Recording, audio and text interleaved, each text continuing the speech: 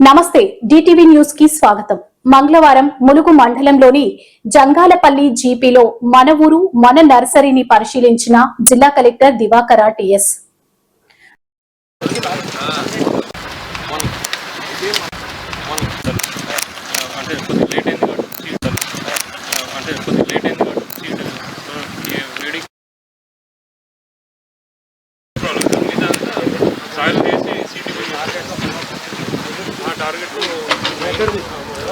target